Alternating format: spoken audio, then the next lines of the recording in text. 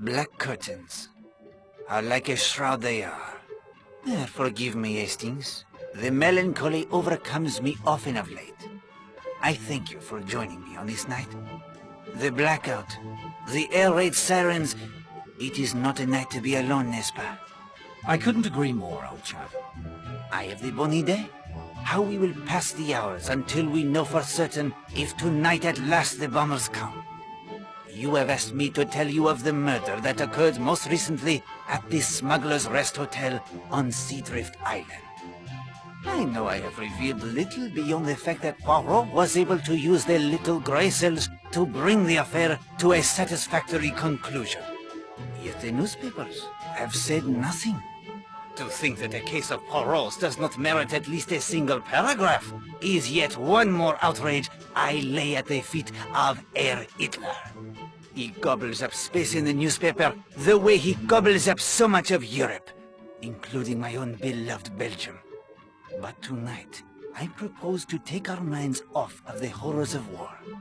I will not only share with you the events as they happened, but more. You have often complained in your very charming British way, oh so polite, that Poirot withholds important facts and clues from you, so that you have no opportunity to solve yourself the crime. It's true. Bon, I have applied the grey cells, and a solution has presented itself. Here is your opportunity, mon ami. I will tell the story so vividly to you that you will think you are there yourself. You will direct Poirot's every action. Every fact, every clue will be there in front of your eyes. I will eliminate any characters without a part in our little drama. The hotel? It was not as understaffed as you will see it. In the same spirit, I set the stage. Oh, do not concern yourself with missing rooms, Hastings. Only those locations of importance will be presented. There will be no distractions. You will solve the case even as I did. Oh, peut-être. With a little hint here and there from the magical device you see there on that table. But no doubt, it will not be necessary. Magical device? It is called the Finger of Suspicion. It was given to me by a wizard, someone for whom I did a small favor last year in Manchester. A wizard, eh? Bien, sir. All you need to do is place one of these cards in the center of the machine. They each represent one of the players in our story. I will wave my hands above it so, utter the secret incantation, and it will point you in the right direction. Well, for starters, it's complete rot. I know you, Poirot. If anyone has a more practical, clear-eyed view of how this world works, I haven't met him. You don't believe in magic. If you want to choose this method of giving me hints, I won't stop you. It'll be a treat to see you cavorting about like a stage prestidigitator. But I suspect the hints will somehow be coming from you. If you are so certain it is nothing but hocus pocus, then would you be willing to try and solve the mystery of the Finger of Suspicion, as well as the murder on Seadrift Island? Absolutely. Very well.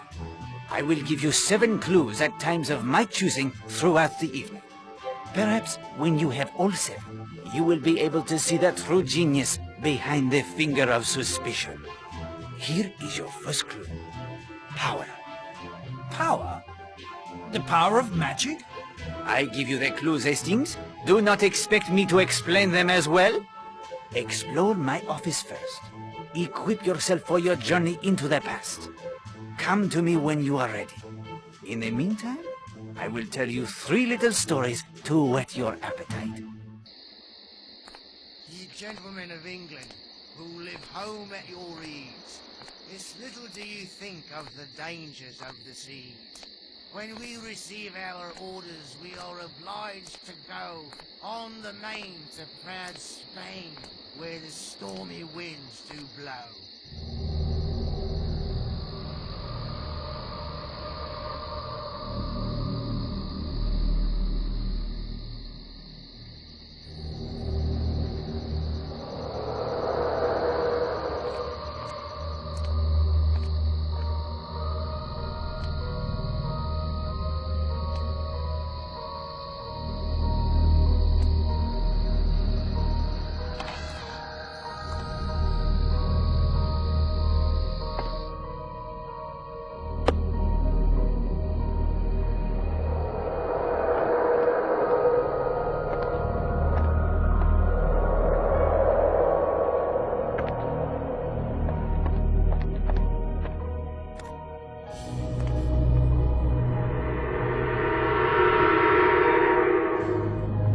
saints preserve me!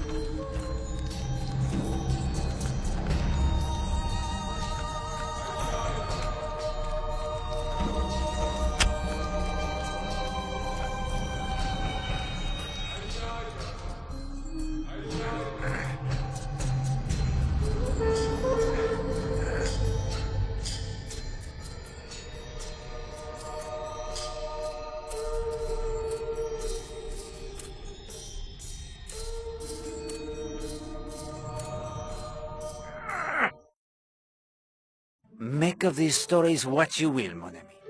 They are each related most closely to the events on Seadrift Island that you and I are about to explore. Keep them in mind. Explore my office first. Equip yourself for your journey into the past. When you are ready to begin your investigation, tell me. My story, it will commence, and you will have your chance to solve the mystery.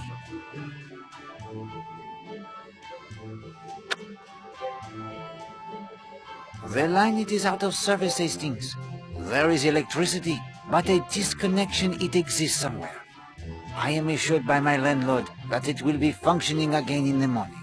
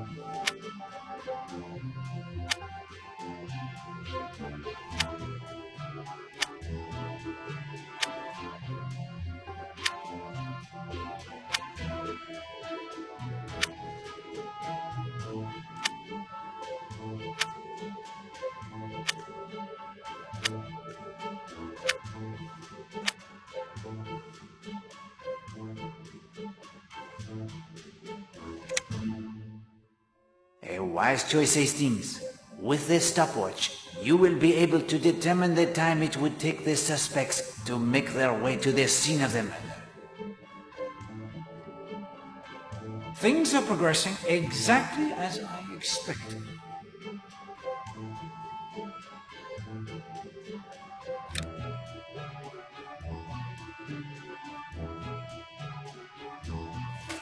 This may be important.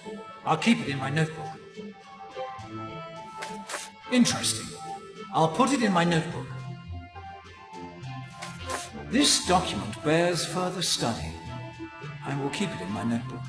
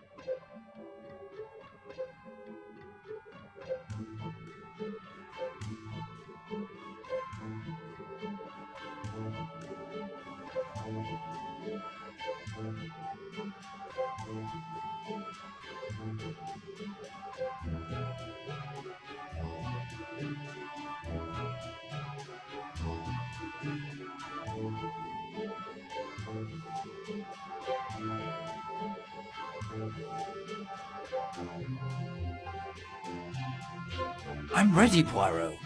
You need only to touch your portrait, and we are off.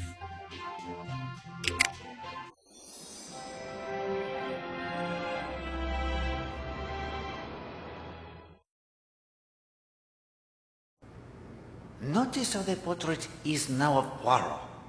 When you wish us to return to my flat, you have only to touch my portrait.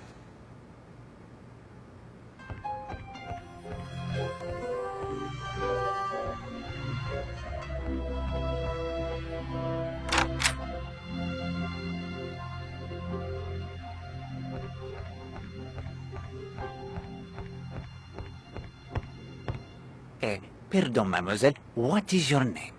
Gladys, sir. Oh, sir. If it's about the towels, the delivery hasn't come yet from the mainland. And that Will is ever so unreliable. There is no hurry. Poirot has completed his toilette. Well, if it's the bed, I'll get to it when I can. There's so much to do. Do not trouble yourself. You seem out of sorts. Is something wrong? Oh, no, sir. No, not really. There. What is it? It's that Will Jenks, if you must know. You seem quite angry with this Will Jenks. Well? Oh, he thinks quite a bit of himself, he does. Just because a girl might go with him to the films in Kingsbridge or have a bit to eat at the local, he thinks he's got her wrapped around his little finger. Thinks he can do whatever he likes when she's not around. Is there another girl?